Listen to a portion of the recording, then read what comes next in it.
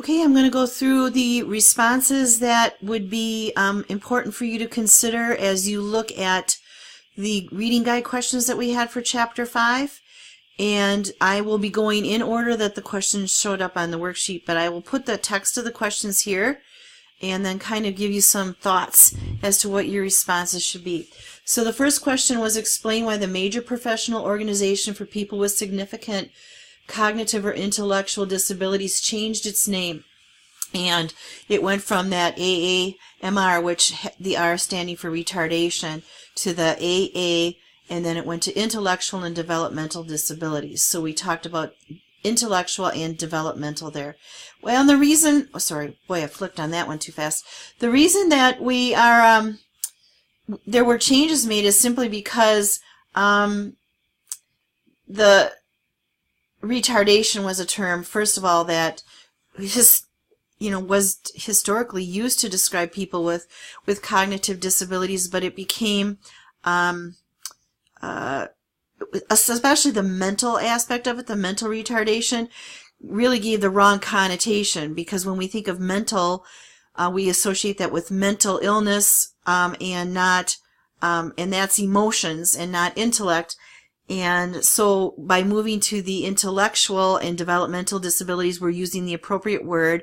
It's not a mental disability, it's an intellectual disability. And then retardation, again, as I said, has simply become a negative. And in fact, there are strong feelings out in the special ed world and in general to rid the world of that R word. I think about I think it was Black Eyed Peas had a song that was supposed to be funny when it was "Let's Get Retarded," and that came under real heavy criticism, and I think that's why I think they redid the song then to "Let's Get It Started" because of that.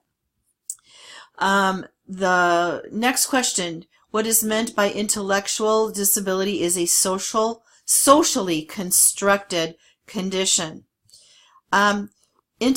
Intellectual disability may not be a trait that is actually linked to a person, but could be a product of the person and their environment. So this is kind of making that connection to those adaptive skills that people often with intellectual disabilities experience.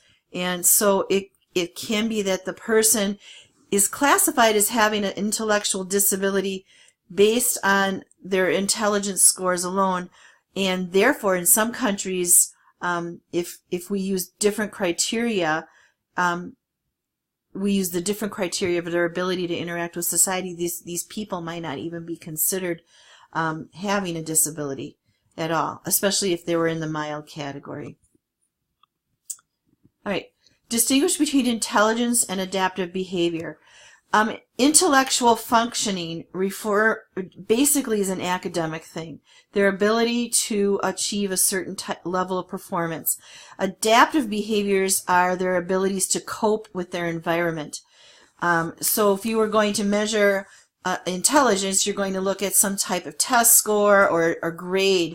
When you're looking at adaptive behaviors, can they use tools to function in society? Can they take a bus? Can they count money?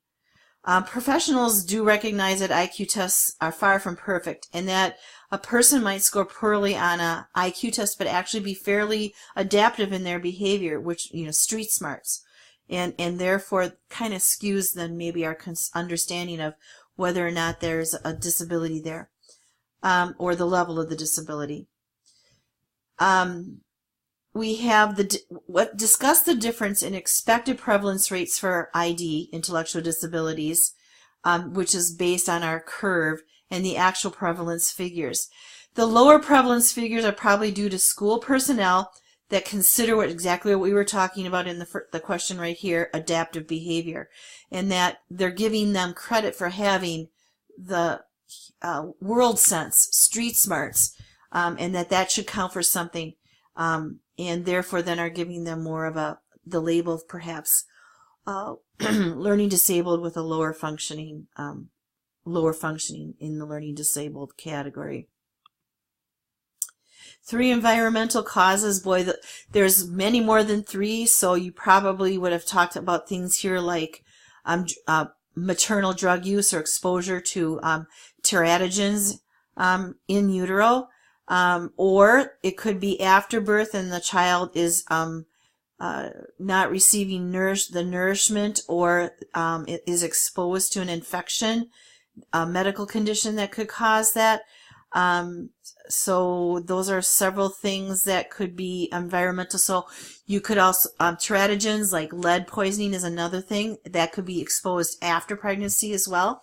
So we're talking about diet, and we're talking about teratogens, either exposure in utero or exposure after birth. This writing a scenario of illustrating the kinds of social problems a person with an intellectual disability would have. There would be things that you would be mentioning, probably mostly with their social skills, with being able to interact with people, striking up and maintaining a conversation, perhaps demonstrating behaviors that engage their peers. Oftentimes what happens is that they engage in behaviors that sort of put their peers off on their edge. Perhaps they're not paying attention. Perhaps they're actually even disruptive. And then, of course, another big thing to consider in the social skills is their gullibility. And then writing an instructional prompt. Instructional prompts would be anything that's verbal, gestural, or physical, or a modeling that helps a student understand the direction that a teacher wants them to take a behavior. And then as the child starts to catch on to the behavior, you start to fade the prompt out. An example that I might use that would be probably easy for you to see is if I wanted my students, and we're not here talking about a disabled student, this could be any student, where I want my students to raise their hand before answering a question.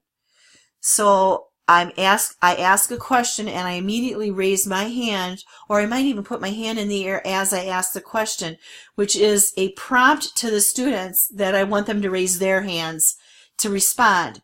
And then as the students become conditioned to raise their hand to have me call them to answer a question, I may start to fade raising my hand as I ask questions. I don't totally stop doing it, but I maybe do it less, and I only might even do it when I sense that the kids are starting to maybe fall back into their old behaviors.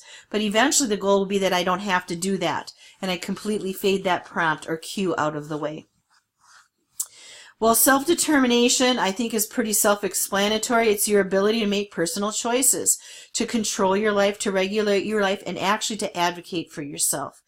It is important because we need to teach our students, all our students, but students with disabilities even more so need to be taught these skills, because this is going to be a lifelong a battle that they're going to need to fight, and eventually they're going to need to learn how to advocate and fight for themselves. So the four components are self-regulation and psychological empowerment, that belief that you can control your circumstances, self-realization, and reasonably accurate knowledge of one's own strengths and weaknesses, and I'm missing one here, self-advocacy.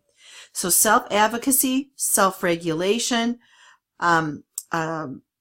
psychological empowerment, and self-realization. And those are the 4 that you should have explained in your response. And last 2 questions. Discuss 3 advantages of supported competitive employment over sheltered workshops. The one advantage is that it pays. A sheltered workshop is going to, not going to pay. It's going to pay, but it's going to pay at a very minimal rate.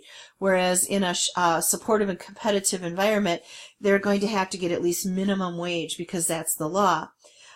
It also places people with intellectual disabilities in an integrated setting where they can learn both work and social behaviors that are appropriate for the situation. So we call that normalization. And it also provides ongoing assistance from a job coach, so that as the job changes, it becomes more, there's help for them when they need to adjust.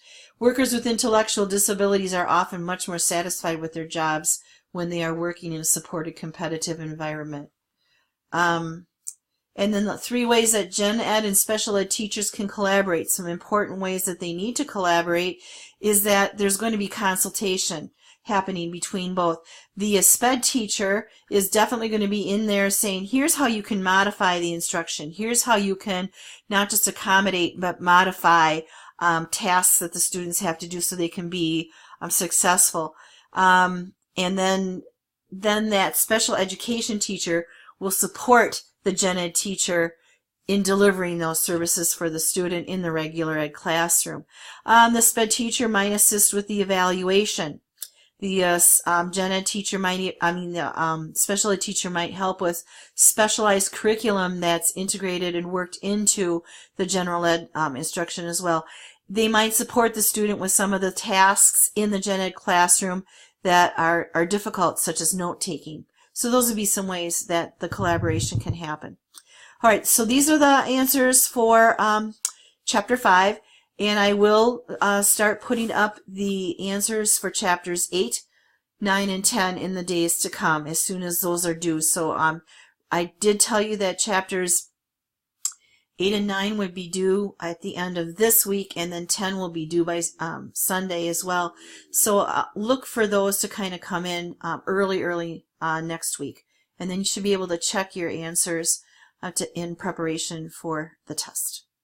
All right.